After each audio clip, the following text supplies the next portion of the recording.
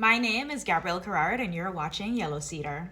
Today we're going to be talking about the story of Anna Heegaard, who was born on the island of St. Croix in 1790 to a father who was a Danish official and a mother who was a free colored woman. This mixed heritage would put Anna Heegaard in a unique space within the social strata of the Virgin Islands, otherwise known at this time as the Danish West Indies. Now, not much is known about her early life, but it is known definitively that she had a 20-year-long relationship with Governor Peter van Schulten, who would eventually be the governor that would abolish slavery entirely in the Danish West Indies. And while it is commonly known that Anna Heegaard and Governor Peter van Schulten did have a intimate relationship, she was also seen as a confidant and a advisor to Peter van Schulten, who would create a slew of welfare programs and supports to improve the livelihoods and welfare of enslaved people in the Danish West Indies. The political, social, and economic structure of the Danish West Indies was incredibly complex between 1830 and 1840 for a lot of reasons, but one of the major reasons is because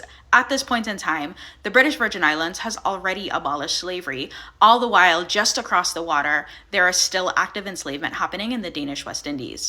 Tensions started to flare, and despite the fact that there were laws that had already been put in place that enslaved people who had children would have children that were born free, the people that remained enslaved could not understand why freedom could not be granted across the board. And so the government of the Danish West Indies was like, just give us a little bit more time.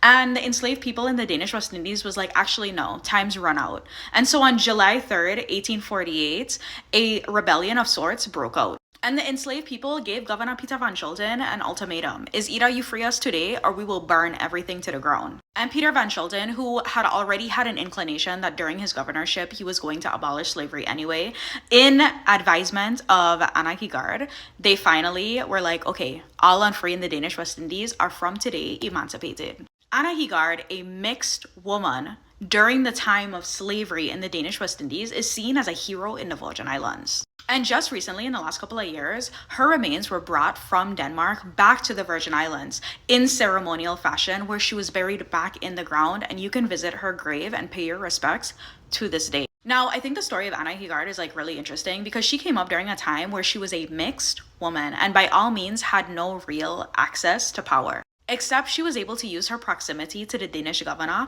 to improve the lives of enslaved people across the Danish West Indies. Proof yet again that women have always been the cornerstone of progression in the Virgin Islands. My name is Gabrielle Querrard, and you're watching Yellow Cedar.